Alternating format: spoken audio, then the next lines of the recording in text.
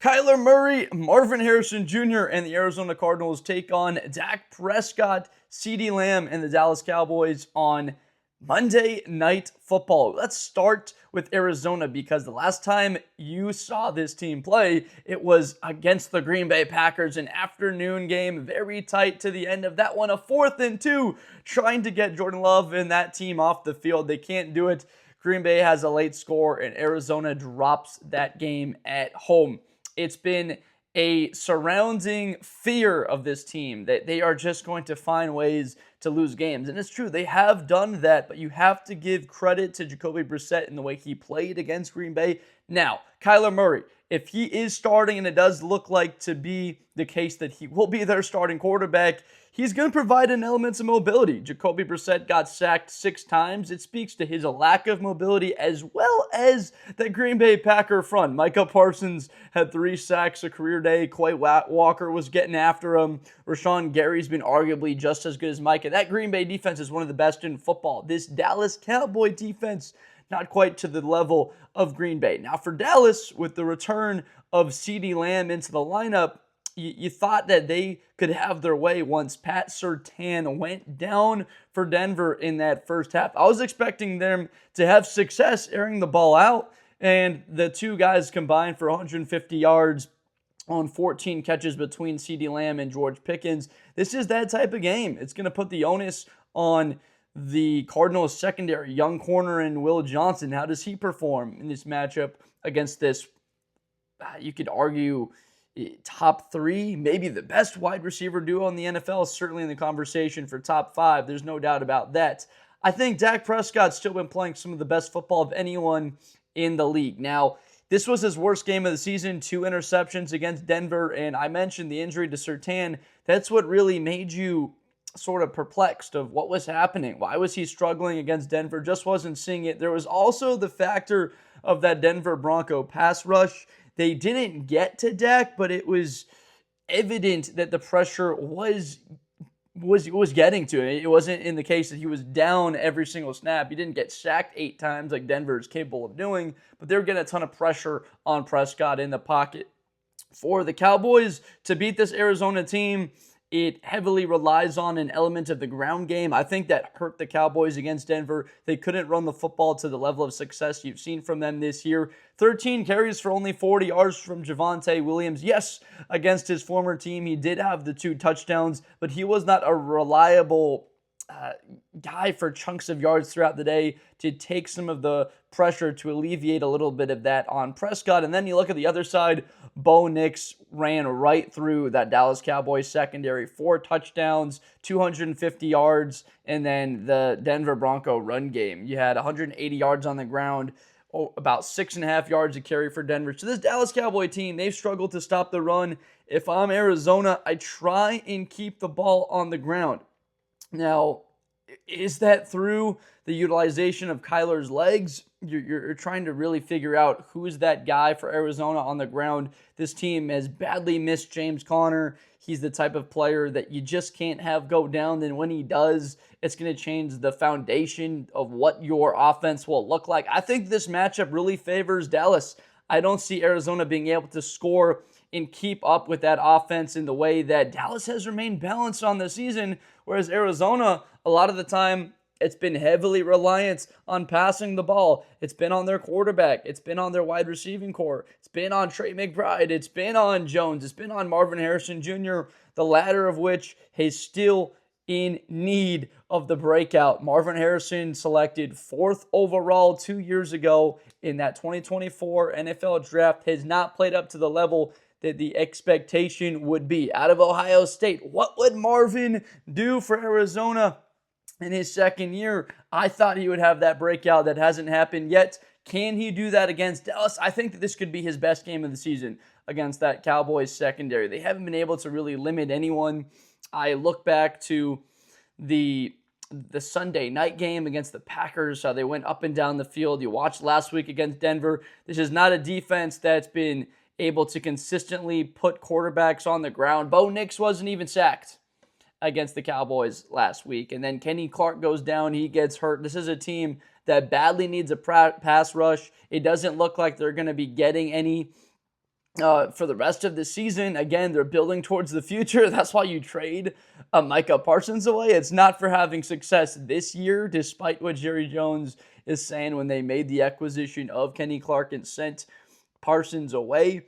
But it's a game that Dallas still has my sort of stamp of approval on for them to get a win here because of that passing attack. I still see Dak attacking, being fearless, which there's an element to his game that I really haven't, I would say, have noticed it in previous years. And why I say that is because he's attacking every blade of grass, and he's been making every throw. I mean, Prescott, coming out of college, wasn't a guy that you would consider to be able to have a crazy amount of arm talent. He's consistent, throws with anticipation, navigates the pocket well. But this year, he's taking shots. He's making defenses have to defend every blade of grass. And now when you factor in Jake Ferguson being one of the better tight ends in football, and then this wide receiver duo, and then the balanced running attack to go along with that, and then Dak Prescott's seemingly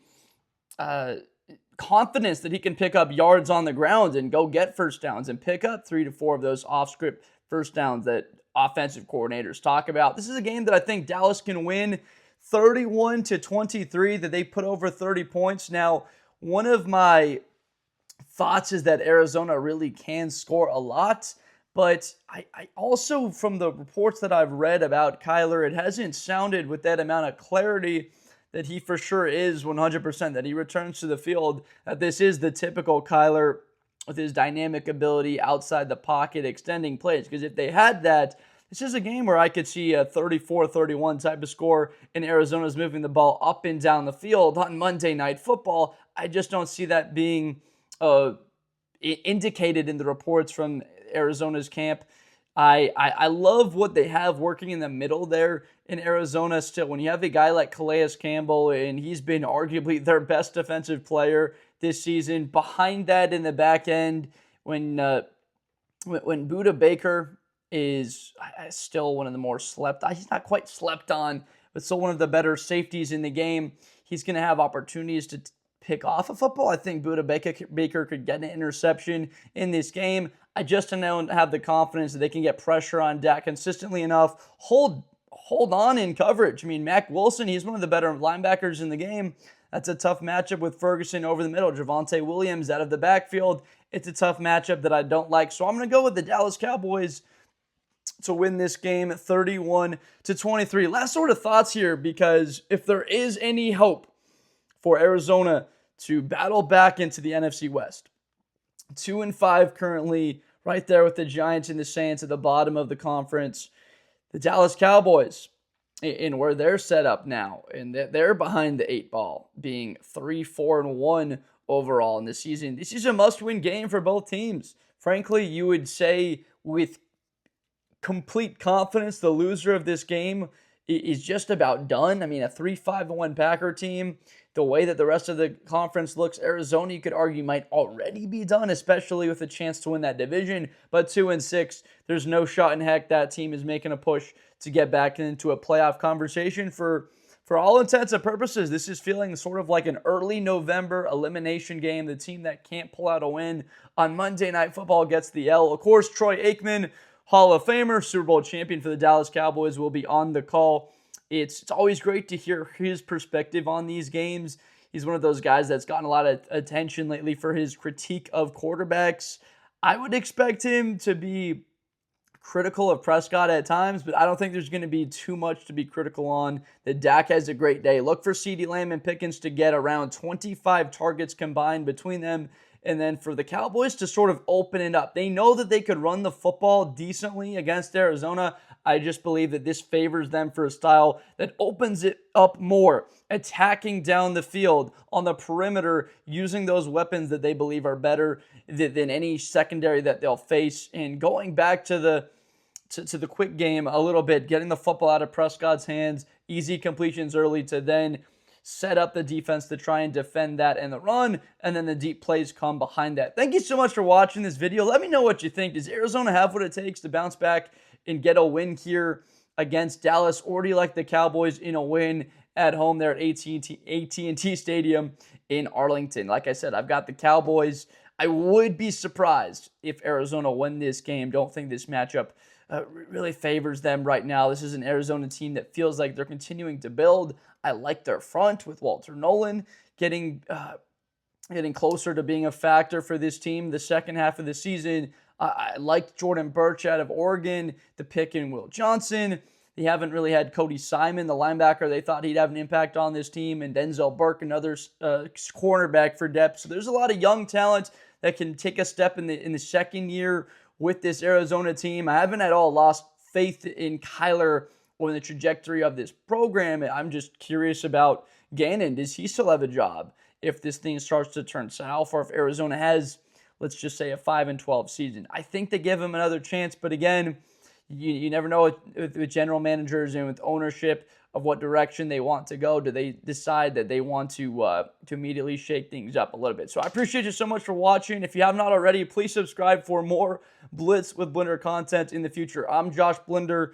We continue to break down every NFL game of the 2025 season, as well as a ton of college football. This is the best part of the year. November, the games start to mean more. The weather starts to turn a little bit colder, and the football just gets even more important. So I appreciate you so much for watching, and I'll see you next time.